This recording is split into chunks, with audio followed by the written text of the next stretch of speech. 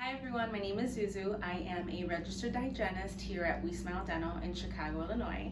And today we will be discussing the Waterpik.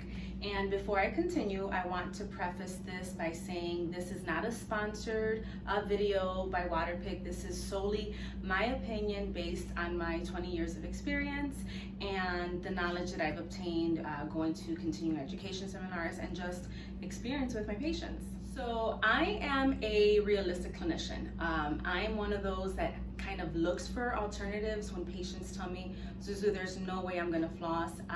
It's my job to kind of figure something out that will work with them, right? I'm not saying that Waterpik is better than flossing. I'm not saying that flossing is better than Waterpik. I'm just saying the Waterpik is a great alternative for patients who just refuse to floss, right? I'm not saying that. So right now we're going to talk about the two most common models of the Waterpik. We're going to talk about the cordless version as well as the corded version. A lot of patients like the flexibility of the cordless version because they could take it with them to the shower and Waterpik and create the messes. But I personally like the power of the corded version, and I'll get into that in a minute. So the cordless version has the water tub in the back. You fill the reservoir in the back. The corded version has a big tub. Now, according to Waterpik, in order for you to get the maximum benefits of the Waterpik usage, you have to Waterpik for 1 minute. This cordless version, this reservoir only lasts 45 seconds. So if you're using the cordless version, you need to fill the reservoir twice in order to be able to get the maximum benefits. The cordless version comes in a low, medium, and high. Again, according to Waterpik, in order to get the maximum benefit, you have to be at a setting of about 7 to 10, and the high setting on this cordless version is only equivalent to a 7 in the corded version.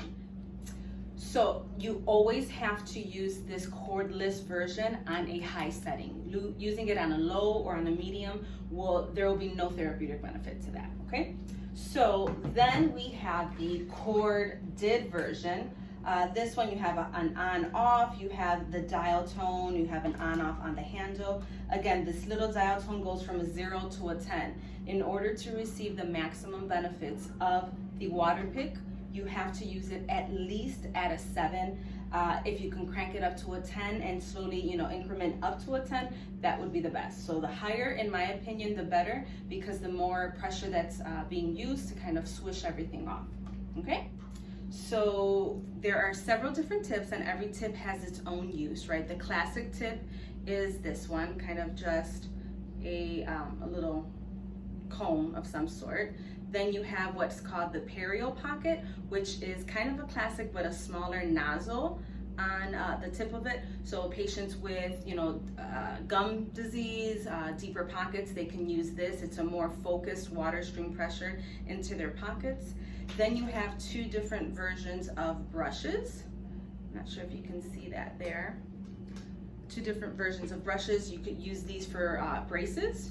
As you're water picking around, you can kind of brush around the brackets with these brushes. So these are all the tips. And one Waterpik device, whether it's the cordless or the corded, multiple people can use these, right? These tips come with little different color bands. This is a white one. I'm not sure if you can see that. That's a gray.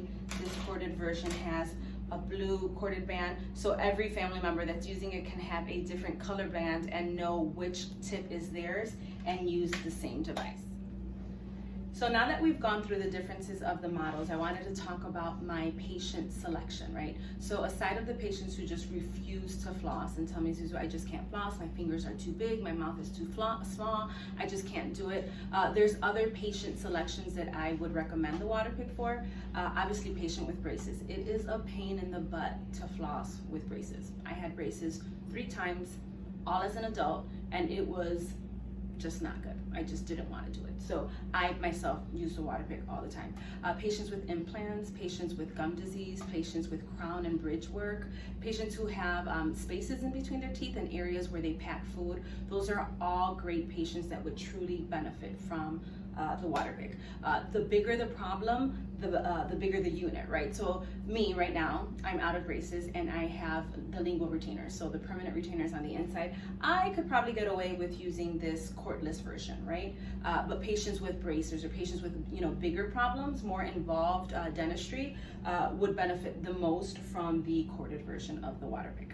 All right, so before we turn on the water, I wanted to grab the classic tip here and show you exactly what you should be doing when using the Waterpik.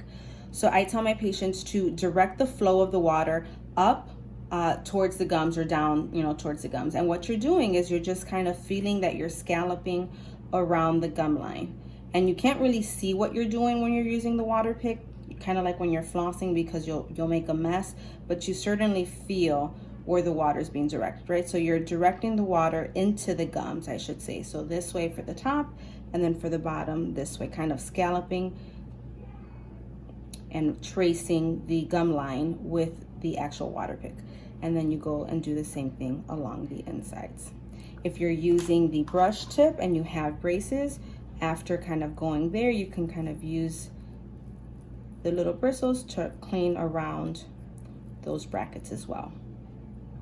So when you're using it in your mouth, it's not like you can kind of go like this and look at what you're doing, because you'll create a mess everywhere. So what you actually have to do is kind of go over the sink and cup your mouth open and let the water flow down. So it looks something like this. And just let the water go down. Now I want to see if this actually works. I don't know if it is or it isn't. I want it to turn on both of the cordless and corded versions on high, so that maybe we can hear the difference on the amount of pressure, the amount of power that each one of these have. So I'm going to try the high setting on the cordless version.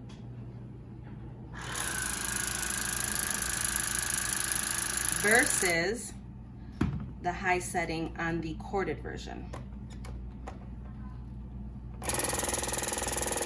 Can you guys tell the difference? I'm not sure if it makes it out on the video, but I can tell a clear difference from this high setting and that high setting.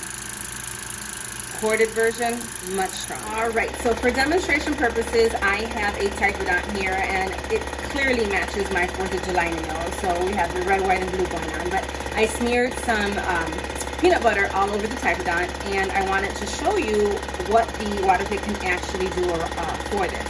So here we go.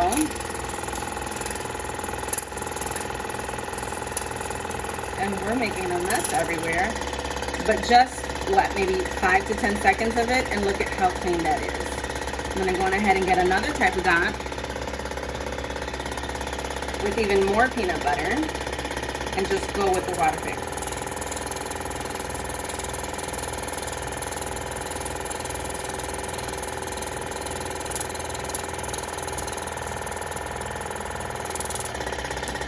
And look at how clean that came out.